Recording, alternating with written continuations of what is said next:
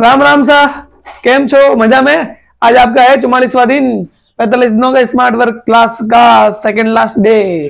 बचा है सिर्फ एक दिन, धमाकेदार क्लास होने वाली। यहाँ से सवाल आने वाला है नहीं बाहर।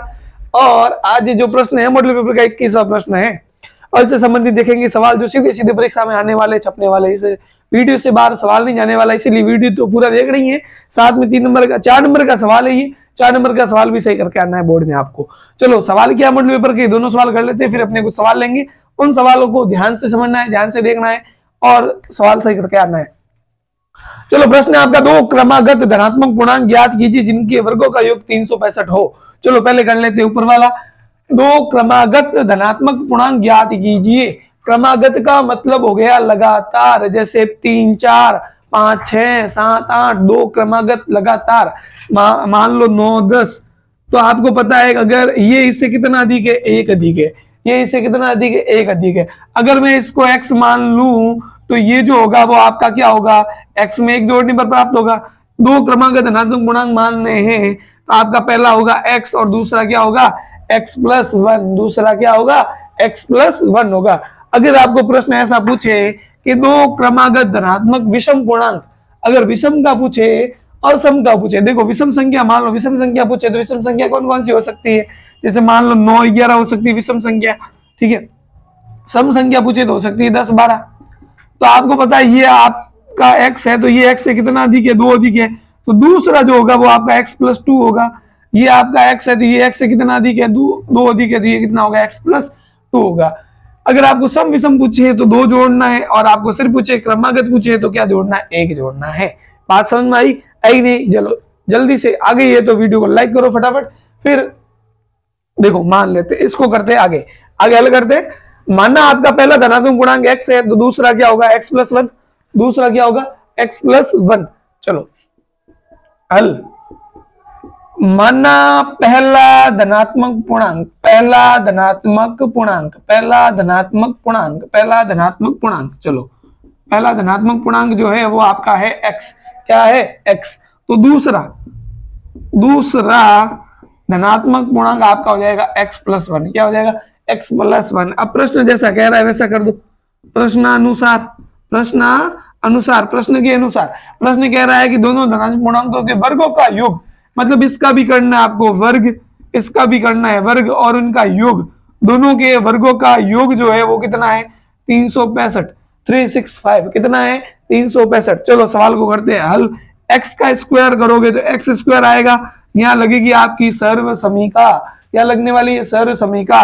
पहले इसका स्क्वायर करोगे तो आ जाएगा x²। फिर इन दो को इन दोनों से गुणा करोगे, 2 एकम 2, 2 को x से गुणा किया 2x, और फिर 1 का स्क्वायर करोगे तो आपका आ जाएगा 1, और ये प्लस की संख्या इधर आएगी तो आ जाएगी माइनस की बराबर 0। चलो x² 2x² प्लस 2x, और 1 में से 365 गए, आपके बचेंगे -364। प्लस का 1 माइनस के 365 है तो 1 घट जाएगा, बड़ी संख्या माइनस की तो आंसर माइनस में आ जाएंगे, बराबर है आपका 0। अब आप देखोगे तो सब में 2 का भाग जा रहा है तो 2 का भाग देना है। इसमें गया 1 बार, इसमें भी गया 1 बार, इसमें जाएगा आपका 182 बार। कितनी बार जाएगा, 182 बार। अब आपको गुणनखंड करने, गुणनखंड। गुणा करने पर 182, गुणा करने पर 182 और घटाने पर 1, तो आपके पास संख्या है 14 × 13। 14 × 13 करोगे तो आपके पास में 182 आ जाएगा। 13 चौक 52 का 2, हासिल का 5, 13 और 5 18, और इन दोनों में से एक संख्या घटाओगी तो आपके पास आ जाएगा 1। इन दोनों के टुकड़े जो है वो कितना है, 14 × 13। चलो एक बार इसको वापस लिख देते हैं, x² + x - 182 = 0। चलो x² का लिखना है, x² प्लस का आपका प्लस आएगा, x की जगह एक बार तो लिखना है 14x, एक बार लिखना है 13x। चलो 14x का 14x प्लस माइनस आपको पता है माइनस होता है, एक बार लिखना है आपको 13x का 13x, माइनस पीछे कितने बचे हुए हैं, 182। चलो अब इन दोनों में से लेना है कॉमन, इन दोनों में से भी लेना है कॉमन। इन दोनों में से कॉमन आएगा आपका x, कॉमन क्या आने वाला है आपका, x आने वाला है। पीछे बचा है यहाँ x प्लस यहाँ बचा आपका 14, कितना बचा हुआ है, 14 बचा हुआ है। यहाँ से कॉमन आ रहा है, यहाँ देखो माइनस, और दोनों में 13 का भाग जा रहा है। 13 में 13 का भाग एक बार जाएगा, पीछे x बचेगा, और माइनस माइनस हो जाएगा प्लस, और 13 का भाग 182 में जाएगा 14 बार। दोनों संख्याओं को एक बार लिख देते हैं, एक बार लिख देते हैं इसको, x माइनस 13 को। चलो अब दोनों के बराबर कर लेते हैं 0, x प्लस 14 बराबर 0 और x माइनस 13 बराबर 0। x प्लस के 14 उधर जाएंगे माइनस के 14 और x माइनस के 13 उधर गए तो प्लस के 13। अब आपको पता है आपको चाहिए धनात्मक पूर्णांक यानी ऋणात्मक आ रहा है तो ऋणात्मक हम मानिए, क्योंकि आपको प्रश्न ने पूछा है धनात्मक पूर्णांक। क्या पूछा है? धनात्मक, तो ऋणात्मक अमान्य हो जाएगा। ऋणात्मक क्या हो जाएगा? अमान्य हो जाएगा। तो आपका x का मान जो है वो कितना आया है? x का मान आपके पास आया है 13, यानी आपके पास x का मान 13 आया और दूसरा पहला पूर्णांक 13 होगा, दूसरा क्या होगा? 13 प्लस 1, यानी दूसरा हो जाएगा आपके पास में 14। ये आपके पास में आंसर आया 13, दूसरा हो गया 14। इन दोनों के वर्गों का योग कितना होने वाला है? 365 होने वाला है। चलो ये हो गया है मॉडल पेपर का पहला क्वेश्चन अथवा के ऊपर वाला। अब करते हैं अथवा के नीचे वाला। समझ में आ गया है तो फटाफट लाइक करो वीडियो को, फिर इसके नीचे वाला भी करते हैं। चलो नीचे वाला सवाल क्या है? नीचे वाला अथवा के नीचे दे रखा, क्या एक ऐसी आम की बगिया बनाना संभव है? इसका स्क्रीनशॉट ले लो फटाफट। एक ऐसी आम की बगिया बनाना संभव है जिसकी लंबाई चौड़ाई से दुगुनी हो, जिसकी लंबाई जो है वो चौड़ाई से क्या हो? दुगुनी हो, और उसका क्षेत्रफल 800 मीटर स्क्वायर है। क्षेत्रफल कितना है? 800 मीटर स्क्वायर हो। यदि हाँ तो उस आम के बगिया की लंबाई चौड़ाई क्या करनी है? आपको ज्ञात करनी है। देखो सवाल है आम का बाग बनाना, मतलब एक खेत है आम का जो कैसा आयताकार है। कैसा है भाई? लंबाई चौड़ाई तो आयत की होती है, ये आयताकार है। चलो अब ये रहा इसकी जो लंबाई है, इसकी जो ये लंबाई है, ये लंबाई मान लो ये चौड़ाई है। लंबाई जो है चौड़ाई से कितनी है? 2 गुनी। लंबाई जो है वो चौड़ाई से कितनी है?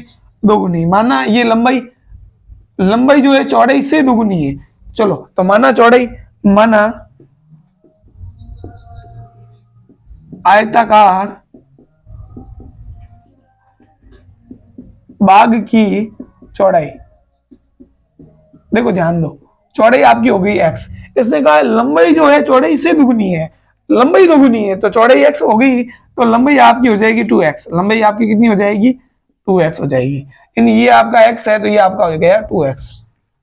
चलो प्रश्न अनुसार आयताकार बाग का जो क्षेत्रफल है वो कितना दे रखा है? 800 मीटर स्क्वायर। आयत का क्षेत्रफल होता है, चलो यहां लिख देते हैं, आयताकार बाग का क्षेत्रफल, बाग का क्षेत्रफल ये है आपका 800 मीटर स्क्वायर। क्षेत्रफल होता है लंबाई इंटू चौड़ाई, तो एक बार लिख दो लंबाई इंटू ये लिख दो चौड़ाई बराबर है 800। लंबाई आपके पास में 2x, चौड़ाई आपके पास में x बराबर है आपका 800। 2x को x से गुणा करोगे तो 2x स्क्वायर आएगा बराबर आपका 800। इंटू की संख्या बट्टे में आएगी, x स्क्वायर बराबर 800 बट्टा 2, 800 बट्टा 2, तो x स्क्वायर बराबर 800 में 2 का भाग दोगे तो आ जाएगा आपका 400। कितना आने वाला है? 400 आने वाला है। और यहां से स्क्वायर हटेगा तो यहाँ लग जाएगा आपका plus minus root 400, plus minus root 400। और 400 मान होता है आपको पता है 20 का, यानी प्लस माइनस 20। यानी एक बार प्लस लोगे, एक बार तो क्या लोगे? प्लस लेने पर, और एक बार लोगे माइनस लेने पर। चलो तो x बराबर आपका आएगा यहाँ पर 20 और यहाँ आएगा x बराबर माइनस 20। चलो आपको पता है किसी की लंबाई चौड़ाई माइनस नहीं आ सकती, तो आपका x का जो मान है, जो इसकी चौड़ाई है वो हो जाएगी 20 और लंबाई जिसकी दुगनी नहीं हो जाएगी 40, और 40 को 20 से गुणा करोगे तो 800 आने वाले आपके आंसर आ गया है। जल्दी से वीडियो को लाइक करो, फटाफट कमेंट करो कि सर समझ में आ गया। फिर करते हैं अगला क्वेश्चन। चलो अगला क्वेश्चन आपके पास में, एक आयताकार भूखंड का क्षेत्रफल 528 वर्ग मीटर है, क्षेत्र की लंबाई चौड़ाई के दुगने से एक अधिक है, तो भूखंड की लंबाई व चौड़ाई ज्ञात करो। चलो पहले ये नीचे वाला कर देते हैं ताकि ये साफ कर देंगे, फिर ऊपर वाले में जगह थोड़ी बढ़ जाएगी। चलो एक समकोण त्रिभुज की ऊंचाई उसके आधार से 7 कम है, यदि कर्ण 13 का हो तो अन्य 2 भुजाएं ज्ञात किए हो। चलो इस सवाल को कर लेते हैं पहले हल हम। ये कह रहा है कि समकोण त्रिभुज की ऊंचाई, समकोण त्रिभुज की ऊंचाई इसके आधार से 7 कम है। ऊंचाई जो है वो आधार से कितनी कम है? 7 कम है। मतलब आधार आपका x है और ये इससे कितना कम है? 7 कम है। कम है तो घटाएंगे, तो माना आधार जो है, समकोण त्रिभुज का आधार जो है वो आपके पास में x है, तो ऊंचाई जो होगी वो हो जाएगी आपके पास में x माइनस 7। और कर्ण आपके पास में दे रखा है 13 सेंटीमीटर। कर्ण आपके पास में कितना दे रखा है? 13 सेंटीमीटर। ये आपका समकोण त्रिभुज है। प्रश्न कह रहा है कि इसकी जो ऊंचाई है आधार से 7 कम है, तो ऊंचाई जो है वो आधार से कितनी कम होगी? 7 कम होगी। चलो कर्ण 13 का है तो 2 भुजाएं, ये दोनों भुजाएं आपको करनी है ज्ञात। चलो प्रश्न अनुसार त्रिभुज एबीसी में लगाएंगे पाइथागोरस प्रमेय। त्रिभुज एबीसी में क्या लगाएंगे? पाइथागोरस प्रमेय से। त्रिभुज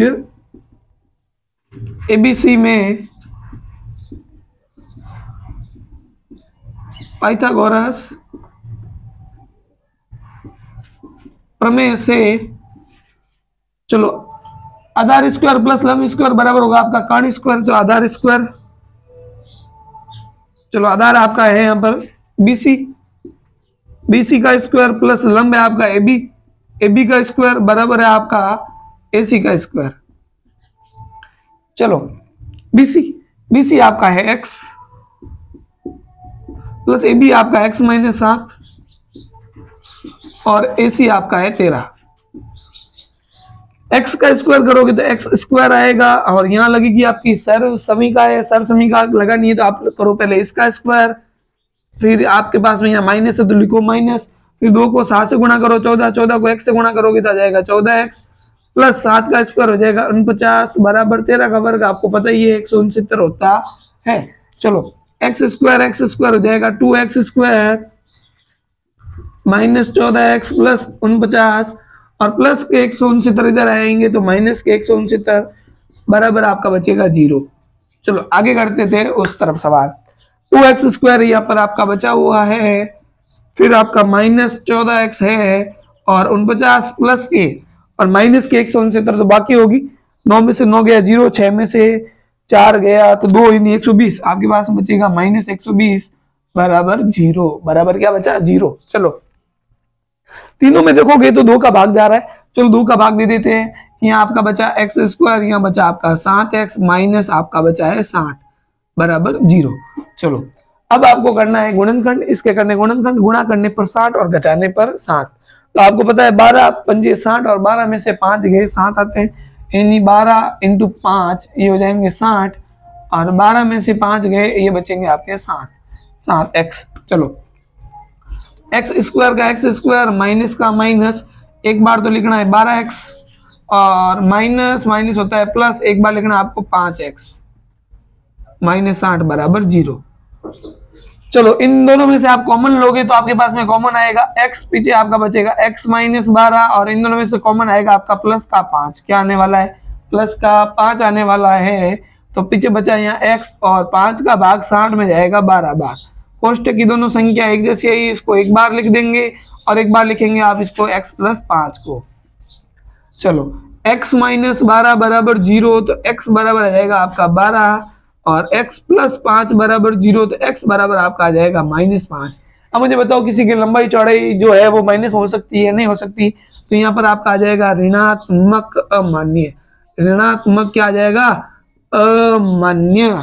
चलो तो आपका x का मान जो है वो आधार जो है वो आ गया आपके पास में कितना आ गया है? 12 आ गया है और ऊंचाई क्या है? ये 12 में से 7 जाएगा तो यह आ जाएगा 5 सेंटीमीटर। तो आपका आधार 12 है और ऊंचाई कितनी? 5 और ये से कितनी कम है? 7 कम है। आंसर आ गया है। फटाफट स्क्रीनशॉट लो इसका, फिर करवाते इसके ऊपर वाला सवाल। चलो क्या है अगला सवाल? देखो क्या है ऊपर वाला है कि आयताकार भूखंड, आयताकार भूखंड का क्षेत्रफल 528 वर्ग मीटर है। वर्ग मीटर मतलब मीटर स्क्वायर है। यदि क्षेत्र की लंबाई चौड़ाई के दुगने से एक अधिक है तो इसकी लंबाई चौड़ाई आपको क्या करनी है? ज्ञात करनी है। चलो ये आपके पास में सवाल है, करते हैं इसका हल। एक आयताकार भूखंड का क्षेत्रफल 528 वर्ग मीटर है, इसकी लंबाई चौड़ाई के दुगने से अधिक है तो माना चौड़ाई माना आयताकार भूखंड की चौड़ाई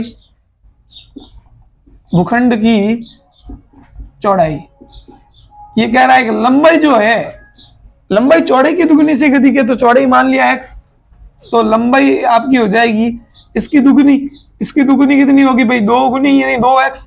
दुगनी से कितनी अधिक है?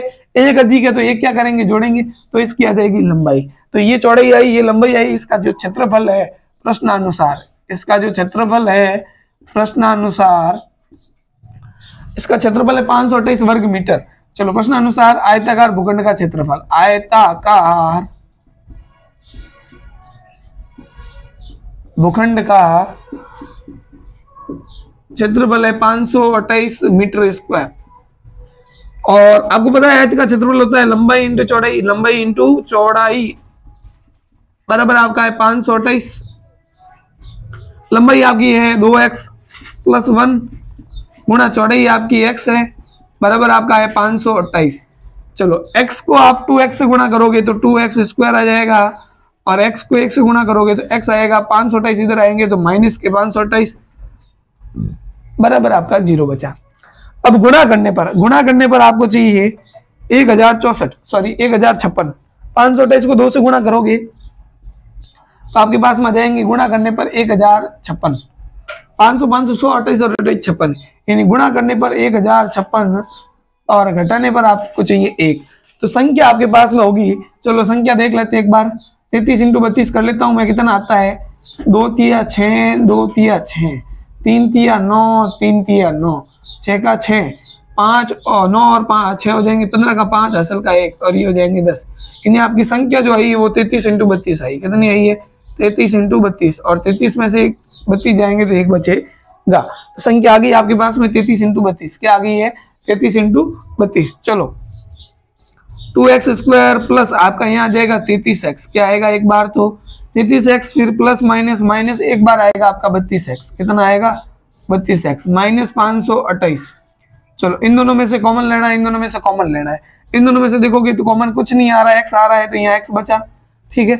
यहाँ आपका बचेगा 2x प्लस यहाँ आपका बचेगा 33। यहाँ देखो माइनस आ रहा है पहले से कॉमन। अब देखो आपको अगर यहाँ समझ में नहीं आ रहा तो अंदर देखो कितना है 2, तो यहाँ 2 कब रहेगा जब यहाँ 16 का भाग जाएगा, इन यहाँ कॉमन आएंगे 16। कॉमन कितने आने वाले हैं 16 आने वाले हैं। तो 16 कॉमन आगे पीछे बचा 2, x का x प्लस माइनस माइनस हो जाएगा प्लस, और 16 का भाग इसमें जाएगा 33 बार। 16 का भाग इसमें कितनी बार जाने वाला है 33 बार जाने वाला है। चलो 16 से 48 पीछे 4 बचे 48, 3 बार जाएगा।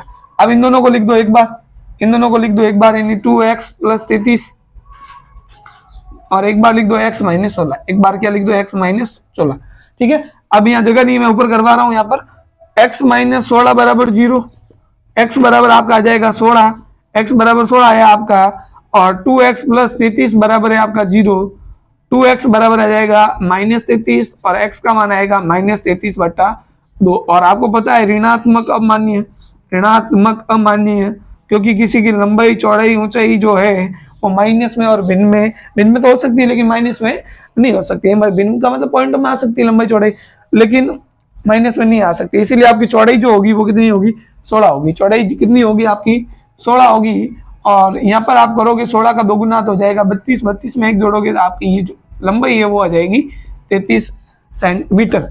दोनों के पीछे मीटर जरूर लगाना वरना आपका नंबर कट सकता है। चलो सवाल समझ में आ गया तो फटाफट लाइक करो वीडियो को। तो देखो सीधा सीधा परीक्षा में छपने वाला सवाल है, और यहाँ से ये सवाल आप देखोगे कि ये कहीं आपको परीक्षा मिलने वाला है। यहाँ 13 की जगह 17 हो सकता है, लेकिन संख्या बदल सकती है, लेकिन सवाल ये का ये होने वाला है, इसीलिए ध्यान से देखना। और ये सवाल आपको सीधा सीधा परीक्षा में दिखने वाला है। सवाल क्या है 13 मीटर व्यास वाले एक वर्ताकार पार्क की परिसीमा के बिंदु पर एक बिंदु पर खंबा इस प्रकार गाड़ना है कि इस पार्क के एक व्यास के दोनों अंत बिंदुओं पर फाटकों ए और बी से खंबे की दूरियों का अंतर कितना हो 7 हो। क्या ऐसा करना संभव है? यदि है तो उन दोनों फाटकों से कितनी दूरियों पर खंबा गाड़ना होगा। देखो क्या है, सवाल को ध्यान से समझना, फिर इसको करने का प्रयास करना, आसानी से आंसर आ जाएगा। ये कह रहा है कि एक 13 मीटर व्यास वाला एक वर्ताकार पार्क है। चलो पहला बना देते हैं, एक वृत्त बना देते हैं, और जिसका व्यास है आपके पास में 13 सेंटीमीटर। चलो ये बना दिया हमने, एक वृत्त बना दिया है जिसका व्यास जो है ये ए बी व्यास जो है वो ये केंद्र ओ है, ये आपका है 13 सेंटीमीटर। कितना है 13 सेंटीमीटर के मीटर, सॉरी 13 मीटर है, ये आपका 13 मीटर है। चलो ये आपका 13 मीटर है, वृत्त का व्यास कितना है 13 मीटर। जैसे जैसे सवाल कह रहा है वैसे वैसे करते जाएंगे। अब कह रहा है इसकी परिसीमा पर एक खंबा इस प्रकार गाड़ना है, एक खंबा गाड़ना आपको, कहीं पर भी खंबा गाड़ो आप, यहाँ यहाँ यहाँ यहाँ कहीं पर भी, चलो यहाँ गाड़ देता हूँ खंबा, एक खंबा लगाना इसके ऊपर, ठीक है। एक खंबा गाड़ना है कि इस पार्क के एक व्यास के दोनों अंत बिंदुओं पर बने फाटक ए और बी, यह दो अंत बिंदु है, अंत बिंदु यानी वृत्त के आखिरी बिंदु ये वाला दो अंत बिंदु ए और बी से खंबे की दूरियों का अंतर, यानी इस खंबे की दूरियों का अंतर जो है वो कितना है 7 मीटर। देखो सवाल जैसे समझो, सवाल कह रहा है कि एक वृत्त है जिसका व्यास 13 सेंटीमीटर है। अब ये कह रहा है कि इस वृत्त पर एक बिंदु इस प्रकार गाड़ना है, खंबा इस प्रकार गाड़ना है कि यहाँ इस बिंदु से इन दोनों दूरियों का जो अंतर है, दूरियों का अंतर जो है वो कितना है 7 है, दूरियों का अंतर जो है वो कितना है 7 मीटर हो। क्या ऐसा करना संभव है? यदि है तो फाटकों से दूरियां, कितनी दूरियों पर खंबा गाड़ना पड़ेगा, यानी इस फाटक से कितनी दूरी पर, इस फाटक से कितनी दूरी पर खंबा गाड़ना पड़ेगा। चलो देखो, इसने कहा इन दोनों का अंतर जो है वो कितना है 7 मीटर है। अब देखो कैसे अंतर 7 मीटर है, मान लो अंतर, जैसे मान लो ये 3 होगी तो ये 10 होगी, तो इनका अंतर कितना हुआ 7 हुआ कि नहीं हुआ, ठीक है। अब मान लो ये, जैसे मैंने मन से संख्या माननी है, यहां पर हो सकता है मान लो ये 10 हो जाए, ये 3 हो जाए, तो इनका अंतर भी कितना है 10 हुआ कि नहीं हुआ। आप एक को मान लो x, तो इसको x मानोगे तो ये इससे कितना अधिक है 7 अधिक है, तो इसको मानना पड़ेगा आपको x प्लस 7। और मान लो भले आप इसको x मानो तो ये x कितना अधिक है 7 अधिक है, तो इसको मानना पड़ेगा आपको x प्लस 7।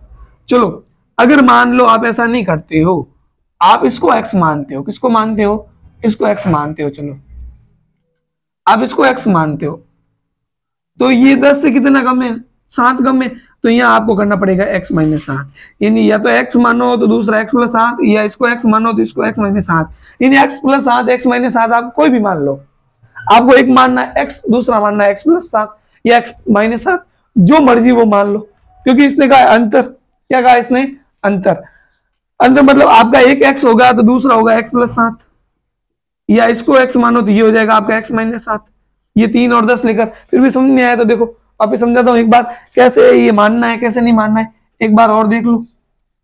देखो मान लो ये भुजा आपकी 3 है, ये भुजा आपकी कितनी है, ये 3 है और ये 10 है, ये वाली 10 है ये वाली 3 है, तो इसको मैंने माना x, तो ये x से कितनी अधिक है 7 अधिक है, तो ये वाली भुजा हो जाएगी आपकी x प्लस 7। अगर मान लो आप इसको x नहीं मानते हो, इसको x नहीं मानते हो, आप इसको x मानते हो, तो ये मान लो x कोई बात नहीं, तो ये x से कितना 10 से कितना कम है 7, तो आपको इसको मानना पड़ेगा x माइनस 7। समझ आया? आपको एक को मानना है x, चलो इसको मान लेता हूँ x, इसको मान लेता हूँ x plus 10, sorry x plus 7, क्योंकि अंतर कितना है 7 है, तो ये हो जाएगा आपका x प्लस 7। और आप इसको x मानते हो तो ये मान लो x माइनस 7, यानी बड़ी वाली भुजा जुड़ेगी छोटी वाली कम होगी, ये x है तो ये x प्लस 7 और ये x है तो ये x माइनस 7 हो जाएगी। चलो सवाल समझ में आ गया होगा, अब करते हैं सवाल को हल। उससे पहले एक बात का ध्यान रखना, आपने 9th क्लास में पढ़ा होगा, नहीं पढ़ा तो कोई बात नहीं अब पढ़ लो। किसी वृत्त के व्यास द्वारा वृत्त की परिपथ बना कोण होता है वो हमेशा 90 डिग्री होता है। कितनी डिग्री का होता है? 90 डिग्री का होता है। यानी अर्धवृत्त पर बना कोण 90 डिग्री का होता है, इस बात का ध्यान रखना। चलो तो माना ए बी बराबर, चलो इसका नाम देता हूं पी दे देता हूं, ए पी बराबर है आपका x और बीपी बराबर है आपका x प्लस 7 और ए बी दो दे रखा है आपका, वो दे रखा है 13 मीटर। कितना दे रखा है? 13 मीटर। चलो त्रिभुज लेते हैं एपीबी में। त्रिभुज कौन सा है? त्रिभुज एपीबी में पाइथागोरस प्रमेय से, पाइथागोरस प्रमेय से पाइथागोरस प्रमेय लगाएंगे एपीबी में, क्योंकि ये आपका समकोण है तो ये आपका आधार लंब और ये हो जाएगा कर्ण। तो आधार आपका है एपी स्क्वायर प्लस आपका है बीपी स्क्वायर बराबर हो जाएगा आपका एबी स्क्वायर। आधार स्क्वायर प्लस लंब स्क्वायर बराबर कर्ण स्क्वायर। एपी का मान आपके पास में x है तो x का कर देंगे स्क्वायर, बीपी का मान है x प्लस 7 का होल स्क्वायर बराबर आपके पास में 13 का करना है आपको square. x square plus x plus 7 का होल स्क्वायर करना है, x का स्क्वायर x स्क्वायर, इन दो को दोनों से गुणा करोगे तो 7 दूनी 14, 14 को x से गुणा किया 14x, फिर 7 का स्क्वायर करोगे तो 7 का स्क्वायर आ जाएगा 49 और 13 का स्क्वायर तो आपको मालूम ही है 169 होता है। चलो एक्स स्क्वायर हो जाएगा 2x² प्लस 14x प्लस 49 और प्लस के 169 इधर आए तो माइनस के 169 बराबर आपका 0। चलो 2x² का 2x² प्लस 14x का 14x, इन दोनों को सरल करोगे 169 में से 49 जाएंगे तो माइनस 120 बराबर आपका बचा 0। बराबर क्या बचा आपका 0। अब तीनों में 2 का भाग जा रहा है तो 2 का भाग दे देते हैं। इसमें गया 1 बार, इसमें गया 7 बार, इसमें गया 60 बार। चलो सब कुछ ठीक है, आगे करते हैं। अभी गुणा करने पर 60 और घटाने पर 7। अभी सवाल किया थोड़ी देर पहले, 12 इंटू 5 होते हैं 60 और 12 में से 5 जाएंगे तो 7 आ जाएंगे आपके। तो x² का x² प्लस का प्लस 7 की जगह एक बार तो लिखना है 12x, एक बार लिखना है 5x और प्लस माइनस होता है आपका माइनस। चलो -8 का -8 बराबर 0 का 0। चलो यहाँ 0 नहीं लगेगा। इन दोनों में से कॉमन लोगे, इन दोनों में से कॉमन आपका आएगा x, यहाँ बचा आपका x प्लस x बार आ गया, पीछे बचा 12, यहाँ आपका माइनस है। दोनों में से कॉमन क्या आ रहा है, दोनों में से कॉमन आ रहा है 5, क्योंकि दोनों में 5 का भाग जा रहा है। तो यहाँ पीछे बचा आपका x, माइनस माइनस हो गया प्लस 5 का भाग 60 में गया 12 बार, इन एक बार आया आपका x प्लस 12, एक बार आया आपका x माइनस 5। चलो x माइनस 5 बराबर 0 और x प्लस 12 बराबर 0। x बराबर आपका आ जाएगा 5 और x बराबर आपका आ जाएगा -12। आपको पता है एक ऋणात्मक अमान्य, ऋणात्मक अमान्य, क्योंकि कोई लंबाई चौड़ाई जो है माइनस में नहीं आएगी। तो आपका x का मान AP जो है वो कितनी आ गई आपके पास है 5 और VP जो आ गई वो कितनी आ गई है 5 में 7 जोड़ोगे तो 12 मीटर। यानी आपको दोनों बिंदुओं से 5 मीटर और 12 मीटर की दूरियों पर खंभा गाड़ना पड़ेगा। इस बिंदु से 5 मीटर की दूरी पर, इस बिंदु से 12 मीटर की दूरी पर खंभा गाड़ना पड़ेगा। यह सवाल आपका हो गया है, परीक्षा में आए तो सवाल सरल है, आसान है, समझना थोड़ा हार्ड है, इसीलिए सवाल करके आओगे। वीडियो को लाइक कर दो, फिर करते हैं अगला क्वेश्चन। चलो सवाल है आपके पास में, एक कुटीर उद्योग एक दिन में कुछ खिलौने निर्मित करता है। एक कुटीर उद्योग मतलब छोटा उद्योग है जो खिलौने क्या करता है, निर्मित करता है। प्रत्येक खिलौने का मूल्य रुपए में, प्रत्येक खिलौने का मूल्य जो है रुपए में 55 में से एक दिन में निर्मित किए गए खिलौने की संख्या को घटाने से प्राप्त संख्या के बराबर है। अब ये कह रहा है, चलो इसको बाद में समझेंगे, पहले प्रश्न पूरा पढ़ लेते हैं। यदि किसी दिन कुल निर्माण लागत 750 रुपए थी तो ज्ञात कीजिए प्रत्येक खिलौने का मूल्य व खिलौनों की संख्या क्या है। चलो देखो ध्यान से पढ़ना है, सवाल को समझना है, कैसे होगा कैसे नहीं होगा। चलो तो समझने का प्रयास करते हैं। ये कह रहा है कि एक कुटीर उद्योग जो कुछ खिलौनों का निर्माण करता है, मान लो कुछ का मतलब करता है 20, मैं संख्या ले रहा हूं ऐसे ही मन से। मान लो मेरा छोटा मोटा धंधा है खिलौने बनाने का, मैं 20 खिलौने बनाता हूं दिन में, ठीक है। अब इसका जो मूल्य है, एक खिलौने का मूल्य है, ध्यान रखना। चलो मैं ये इस तरफ समझा देता हूँ, कितने खिलौने बनाता हूं मैं दिन में 20 बनाता हूं। ये मेरे खिलौनों की संख्या होगी, खिलौने को क्या होगी संख्या। चलो अब ये कह रहा है कि खिलौने का जो मूल्य है वो 55 में से खिलौनों की संख्या को घटाने, उस दिन निर्माण किए गए, उस दिन निर्माण कितने किए 20, इसमें से घटाने पर संख्या जो आएगी, इसमें से घटाओगे तो संख्या आपकी कितनी आएगी 35, इसके बराबर है। इसके क्या है बराबर, यानी एक खिलौने का मूल्य जो है वो 55 में से आप एक दिन में कितने खिलौने बनाते हो इतने, उस संख्या को घटाओगे तो उसके बराबर है, 35 के बराबर है। और निर्माण लागत क्या होगी भाई, एक खिलौने का मूल्य कितना है 35, तो 20 का कितना होगा 35 × 20, ये 700 आ रहा है, ये मैंने मन से लिया है तो 700 आ रहा है, आपको 750 लाना है। तो मान लेते हैं, मानना खिलौनों की संख्या जो है वो x, इसको x मानेंगे, इसको मानेंगे x, तो ये हो जाएगा आपका 55 - x। ध्यान रखना, माना कि उस दिन निर्माण किए गए खिलौनों की संख्या,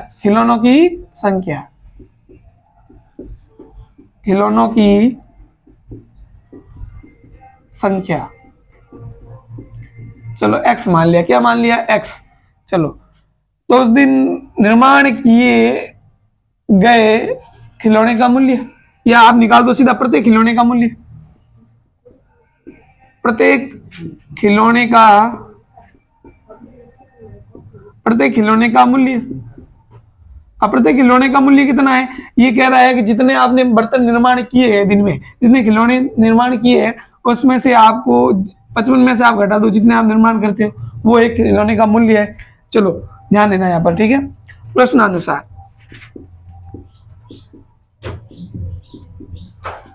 अब मैंने बताया कि भाई एक खिलौने का मूल्य कितना है 35, टोटल खिलौने कितने हैं 20, तो 20 को 35 से गुणा किया तो 700 आए, मतलब 35 कैसा है 55 में से 20 गए, इन दोनों का गुणा करना है, इन दोनों का गुणा मतलब इन दोनों का गुणा करना है, इन दोनों का गुणा मतलब इन दोनों का गुणा करना है, ठीक है। मतलब खिलौनों की संख्या कितनी है x, एक खिलौने का मूल्य कितना है 55 माइनस x, इन दोनों का गुणा करेंगे टोटल रुपए आ जाएंगे आपके। चलो प्रश्न अनुसार खिलौने की संख्या x, एक खिलौने का मूल्य जो है वो 55 माइनस x बराबर आपके जो लागत है टोटल वो कितनी है 750 रुपए। चलो x को 55 से गुणा करो 55x, x को माइनस x से गुणा करो माइनस x स्क्वायर बराबर 750। चलो प्लस का इधर आएगा तो माइनस का हो जाएगा। चलो ये हो गया माइनस का। आप पहले देखो इन दोनों को आगे ला, इसको आगे लेके आ जाता हूं मैं, ये माइनस एक्स स्क्वायर आगे आ जाएगा, फिर आपका आएगा ये प्लस 55x और ये प्लस की संख्या इधर आई तो हो जाएगी माइनस की।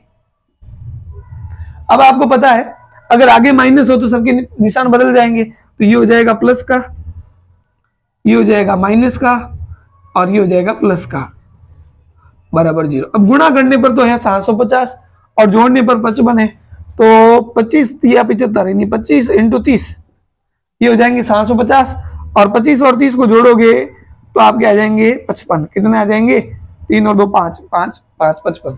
चलो तो संख्या आ गई आपके पास में, संख्या आई एक तो आपकी एक्स स्क्वायर माइनस एक तो आई है 30, ठीक है, प्लस माइनस माइनस दूसरी आई है 25x प्लस कितना है 750।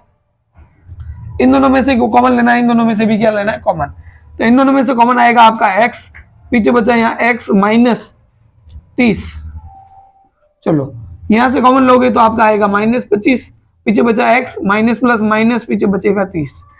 चलो एक बार आप लिख दो x माइनस 30, क्या लिखो x माइनस 30, एक बार लिख दो x माइनस 25, x माइनस 30 बराबर आपका 0, x माइनस 25 बराबर आपका 0, x बराबर यहां से आएगा 30, x बराबर यहां आएगा आपका 25। यानी अगर आप दिन में 30 खिलौने निर्माण करते हो तो प्रत्येक खिलौने का मूल्य हो जाएगा 25 रुपए, क्योंकि 55 में से आपके 30 जाएंगे तो 25 रुपए। अगर मान लो आप 25 खिलौने दिन में निर्माण करते हो तो प्रत्येक खिलौने का मूल्य हो जाएगा 55 में से 25 गए 30 रुपए। यानी अगर 25 किए तो खिलौने का मूल्य बढ़ा दो, खिलौने ज्यादा कर रहे हो तो खिलौने का मूल्य घटा दो, वो आपके निर्माण के ऊपर है। यानी आपने ज्यादा काम किया है मतलब पैसे आपको उतने ही कमाने हैं 750 रुपए, आप खिलौने कम बनाते हो तो पैसे बढ़ा दो और ज्यादा बनाते हो तो पैसे घटा दो। तो ये सवाल है, इसके दो आंसर आ रहे हैं तो दोनों लिख के आ जाओ, ठीक है। अगर 25 रुपए 25 खिलौनों की संख्या है तो 30 रुपए लगेंगे और 30 खिलौनों का मूल्य 30 खिलौने टोटल तो रुपए कितने लगेंगे 25। सवाल आ गया, आंसर आ गया है। अब अंतिम क्वेश्चन रहा है उसको ध्यान से समझना, इसका स्क्रीनशॉट ले लो, फिर करते हैं अगला क्वेश्चन। लास्ट क्वेश्चन है उसको ध्यान से देखना, परीक्षा में आ सकता है। अंतिम प्रश्न है, फिर मिलेंगे अपने 45 का स्मार्ट वर्क का अंतिम दिन में, ठीक है। चलो ये लास्ट क्वेश्चन कर लेते हैं, फिर लास्ट दिन रहेगा अपना। चलो सवाल है समीकरण 3x square minus 2x plus 1/3 बराबर 0 का विविध कर ज्ञात कीजिए। पहले आपको ज्ञात करना विविध कर, फिर मूलों की प्रकृति भी ज्ञात करनी है और अगर वास्तविक आ जाते हैं मूल तो उस मूलों को भी ज्ञात करना है। एक साथ 3 सवाल, तो 4 नंबर का सवाल तो बनता ही है। चलो आपको दे रखा है समीकरण 3x square minus 2x plus 1/3। अब बट्टे में 3 है तो सबको 3 से गुणा करो, बट्टे में 3 है तो सबको 3 से क्या करो गुणा। चलो 3 को गुणा यहाँ कर दिया मैंने, 3 को गुणा मैंने यहाँ पर भी कर दिया और 3 का गुणा मैंने यहाँ पर भी कर दिया और 3 का गुणा यहाँ पर भी कर देता हूं। 9x स्क्वायर हो गई, यहाँ क्या हो जाएंगे आपके 6x और 3 से 3 कटा आपका बचा प्लस 1 बराबर आपका 0। चलो मानक समीकरण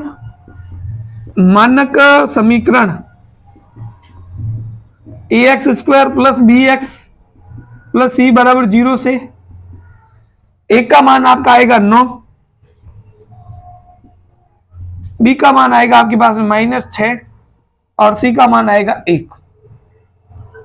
आपको ज्ञात करने विविध कर, क्या ज्ञात करना सबसे पहले? विविध कर। चलो विविध कर ज्ञात करते। विविध कर होता है आपका डी बराबर होता है आपका b² - 4ac। तो विविध कर ज्ञात कर लेते हैं। डी बराबर -6 बी का मान है, ऊपर स्क्वायर लगाना है तो स्क्वायर लगा देते हैं। माइनस का माइनस, 4 का 4, ए का मान है 9 और सी का मान है 1। चलो 6 का स्क्वायर होता है -6 का स्क्वायर होता है 36 माइनस 9 चौक 36, 36 एकम 36 और 36 में से 36 गए 0। डी का मान 0 आया, डी का मान 0 आया यानी विविध कर आया 0। विविध कर आपका कितना आया? 0। विविध कर 0 आया। आपको फिर क्या है इसने? मूल्यों की प्रकृति। तो डी 0 आया तो मूल्यों की प्रकृति आपकी होगी ही, मूल्यों की प्रकृति जो होगी आपकी, डी बराबर 0 आया तो मूल्यों की प्रकृति होगी वास्तविक व समान। मूल जो होंगे वास्तविक व समान होंगे। कैसे होंगे? वास्तविक व समान या बराबर। अगर यहाँ डी का मान प्लस में आता है तो मूल होते हैं वास्तविक व अलग अलग भिन्न भिन्न, और नेगेटिव आता है तो मूल काल्पनिक होते हैं। फिर आगे करने की आवश्यकता नहीं है। अब ये कह रहा है कि मूल अगर वास्तविक है, चलो वास्तविक है, और वास्तविक है तो उन्हें ज्ञात करो। चलो मूलों को ज्ञात करना है तो द्विघात सूत्र से चलो द्विघात सूत्र आपका x बराबर -b plus minus root of b² - 4ac बट्टा 2 है। चलो x बराबर -b का मान लगा देते हैं -6, -b का मान लगा देते हैं -6। चलो माइनस का 6 है, ये रहा, plus minus root b² - 4ac को हमने हल कर दिया है और आया इसका आंसर 0। तो यहाँ लिख देते हैं 0 बट्टा 2 इंटू ए का मान है आपके पास में 9, ए का मान 9 है तो 9 लगा देते हैं। चलो x बराबर माइनस प्लस 6 प्लस माइनस 0 बट्टा 9 दूनी 18, 9 दूनी 18। एक बार तो लेना है आपको प्लस लेने पर, एक बार आपको लेना है माइनस लेने पर। चलो x बराबर, अगर जोड़ोगे 6 में 0 जोड़ोगे तो 6 बटा 18 ही आएगा, और माइनस लोगे तो 6 में से 0 घटाओगे तो 6 बटा 18 आएगा। दोनों में भाग जा रहा है 6 का, इसमें गया 1 बार, इसमें गया 3 बार, इसमें गया 1 बार, इसमें गया 3 बार, यानी जो मूल जो आया है वो कितना है? 1/3 और 1/3। तो सवाल पूरा हल हो गया। सवाल अच्छा लगा हो तो वीडियो को लाइक तो कर दिया है, सब्सक्राइब भी कर दिया, अपने दोस्तों के साथ शेयर करना है, अपने क्लास के सारे दोस्तों के साथ शेयर करना है वीडियो।